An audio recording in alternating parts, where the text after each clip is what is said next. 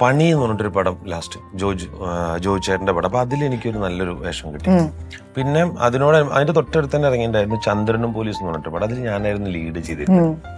അതിലൊരു നല്ല വേഷം കിട്ടി. ബട്ട് സ്റ്റിൽ ഈ പറഞ്ഞ പോലെ എൻ്റെ ആഗ്രഹങ്ങള് ഈ നമ്മളത് പറഞ്ഞ ഈ സോക്കോൾഡ് ക്രിഞ്ചാവുക എന്നുള്ള പോലെ ഈ എല്ലാ ആസ്പയറിങ് ആക്ടേഴ്സിനൊക്കെ ഉള്ള പോലെ തന്നെയാണ് എൻ്റെ ആഗ്രഹങ്ങൾ വലുതാണ്. ഈ കുറേ പരിപാടികൾ ചെയ്യണം, കുറേ ആക്ടേഴ്സിന്റെ കൂടെ വ്യത്യസ്തമായിട്ടുള്ള ഒക്കെ ഓരോരോ സാധനങ്ങൾ ചെയ്യണം, അങ്ങനെയാണ്. അപ്പൊ ഇതിനൊരു പ്രൊഫൈല് വേണം എനിക്ക്. അതായത് ഇത്രയൊക്കെ ഉണ്ടെങ്കിലും ഇതൊന്നും എല്ലാവരും ഇപ്പോൾ ഒരു സിനിമ 2 മണിക്കൂറിന്റെ സംഭവം കൊണ്ടായിട്ട് ഒരാളെ കാണിക്കാൻ പറ്റില്ലല്ലോ. അപ്പൊ ഞാൻ അങ്ങനെ ആ ഒരു തോട്ടിൽ നിന്ന് ആ ഒരു കറക്റ്റ് സമയത്താണ് ഒരു മ്യൂസിക് വീഡിയോയിലേക്ക് അഭിനയിക്കാൻ വേണ്ടിയിട്ട് എന്നെ അപ്രോച്ച് ചെയ്യുന്നത് അഞ്ജലി മുകുന്ദം എന്ന് പറയുന്ന അഞ്ജലി. അപ്പൊ അഞ്ജലിയുടെ ആ പാട്ട് ഞാൻ കേട്ടപ്പോൾ അഞ്ജലി ആദ്യം എന്നെ കേൾപ്പിക്കുന്നത് ശരിക്ക് നമ്മുടെ വൈക്കം വിജയലക്ഷ്മി മാം പാടിയിട്ടുള്ള ആ പാട്ടിന്റെ വേർഷനാണ്.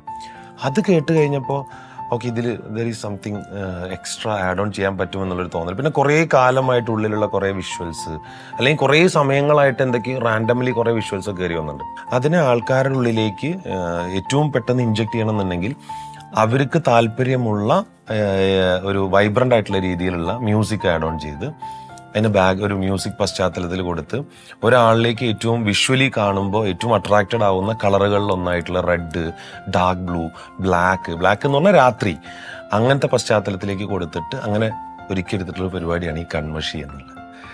അതിനാണ് ഈ പറഞ്ഞ സോക്കാണ്. അപ്പൊ ഇതെന്റെ യാത്രയിൽ ഒരു സാധനം മാത്രമാണ്. അത് ശരിക്കും ഒരു നമ്മുടെ കിട്ടുന്ന മെഡലിൽ ഒരു മെഡലായിട്ട് തന്നെ നമുക്ക് ചുറ്റുപാടൊന്നും ഒരിക്കലും നമ്മൾ പ്രതീക്ഷിച്ചിട്ടില്ല. ഒരു അത് വർക്ക് ചെയ്യുമ്പോഴും പ്രതീക്ഷിച്ചില്ല അല്ലേ. കൺമഷിക്ക് ഒരുപാട് കണക്ഷൻസ് ഉണ്ട്. പിന്നെ ആയുർവേദ ഡോക്ടറിന്റെ അടുത്ത് എനിക്കൊരു കാര്യം ചോദിക്കണം. നമ്മൾ എന്താ അറിയോ, ബേസിക്കലി എല്ലാരും പറയുന്നത് എന്നാന്ന് വെച്ചാല് നമ്മൾ ആയുർവേദം കഴിക്കുമ്പോഴത്തേക്ക് ഭയങ്കര ദോഷമാന്ന് പറയുന്നു. ദാറ്റ് മീൻസ് അത് കിഡ്നിയെ ബാധിക്കും, ലിവറിനെ ബാധിക്കും, മറ്റേ മറിക്കും എന്നൊക്കെ പറഞ്ഞൊരു ബേസ് ഒരു രീതിയിൽ കേട്ടിട്ടുണ്ടാവോ എന്ന് അറിയില്ല. ആ ഒരു തെറ്റിദ്ധാരണയാണോ, അത് അതിനെ എങ്ങനെ നമ്മൾ ഫേസ് ചെയ്യുന്ന ഒന്ന് ക്ലിയർ ആക്കി തരും. അതെന്താ വെച്ചാൽ ഞാൻ പൊതുവെ കേട്ടിരിക്കുന്നത് പറയാം. യൂഷ്വലി നമ്മൾ ഈ അരിഷ്ടങ്ങളാണല്ലോ കൂടുതലും, അരിഷ്ടം, കഷായം, ആ ഒരു കാറ്റഗറി ആണല്ലോ ആയുർവേദത്തിൽ കൊടുക്കും. അത് കുടിക്കുമ്പോൾ ഇല്ല അത് കഴിക്കുമ്പോൾ ലിവറിനെ ബാധിക്കുന്നു, കിഡ്നിയിൽ ഓവർലോഡ് ആവുന്നു, ഫ്യൂച്ചറിൽ അത് പ്രശ്നങ്ങളിലേക്ക് ലീഡ് ചെയ്യുന്നു എന്നൊരു കൺസെപ്റ്റ് ഉണ്ട്. That is because it's fermented. ഒരു ഫെർമെന്റഡ് കാറ്റഗറി. അതിപ്പോ കഷായോ അരിഷ്ടോ അത് മാത്രമല്ല, വാട്ട് എവർ ഇപ്പൊ ഫുഡിലാവാം, വാട്ട് എവർ ഇസ് ഫെർമെന്റഡ്, അത് ലോഡ് ചെയ്യുന്നത് ഓഫ് കോഴ്സ് ഇങ്ങനത്തെ ഓർഗൻസിലേക്ക് ആയിരിക്കും. അതാണ് ഒരു മിസ്കൺസെപ്ഷൻ ഉള്ളത്. ആൻഡ് ഓൾസോ നമ്മളിപ്പോ ടാബ്ലറ്റ്സിന്റെ കാര്യത്തിലോ ഇല്ല വേറെ ആയുർവേദത്തിൽ വേറെ പൊടികളോ ഇല്ല ടാബ്ലറ്റ്സോ എന്തെങ്കിലും പറയുകയാണെങ്കിൽ ഐ ഡോണ്ട് സേ ദാറ്റ് എല്ലാത്തിനും സൈഡ് എഫക്ട്സ് ഉണ്ട്. Even when we have homeo, allopathy or naturopathy, whatever ഏത് മെഡിസിൻസ് ആണെങ്കിലും യൂണിവേഴ്സൽ മെഡിസിൻസ് ത്രൂ ഔട്ട് ഒരു ലൈഫ് ടൈമിൽ മുഴുവനും കഴിക്കുമ്പോൾ ഇറ്റ് വിൽ ലോഡ്. അതിപ്പോ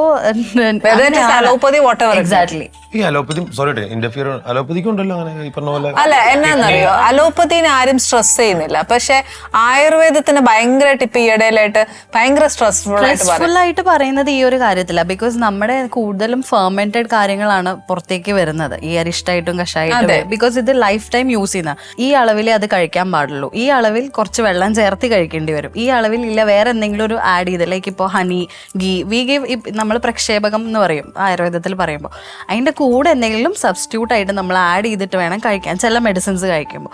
സോ അത് നമ്മൾ പ്രോപ്പറായി ഫോളോ ചെയ്ത് കഴിഞ്ഞാൽ നമ്മുടെ അസുഖവും കുറഞ്ഞു കിട്ടും, the body is also healthy as well as ഈ പറഞ്ഞ പോലെ ആ ഒരു പാറ്റേൺ ഫോളോ ചെയ്ത് പോകുന്നുണ്ട്. അതാവുമ്പോഴാണ് ഈ പറഞ്ഞ പോലെ വലിയ ഡോക്ടറെ അനുസരിക്കാതിരുന്ന കുഴപ്പം. എക്സാക്ട്ലി. അല്ലെ, ഡോക്ടർമാർ അതിനാണല്ലോ. അല്ലാതെ ചുമ്മാ നമ്മൾ എന്നതേലും ഒന്ന് ഗസ് ചെയ്തേച്ച് കുറെ പേർക്ക് ഒരു ട്രെൻഡ് എന്താ വെച്ചാൽ വോട്ടെവർ, ഇപ്പൊ ആയുർവേദം മാത്രമല്ല ഞാൻ പറയുന്നത്, they first Google it out. They first Google it out. Not the thing you have to completely go for a Google. ഒരു ഗൂഗിൾ നിങ്ങളുടെ കയ്യിൽ ഉണ്ടെന്നുണ്ടെങ്കിൽ you can do whatever എന്നുണ്ടെങ്കിൽ നിങ്ങൾ ഗൂഗിൾ ഫോളോ ചെയ്തോളൂ. We don't say no. You can follow that. Annie's Kitchen. Let's cook with love.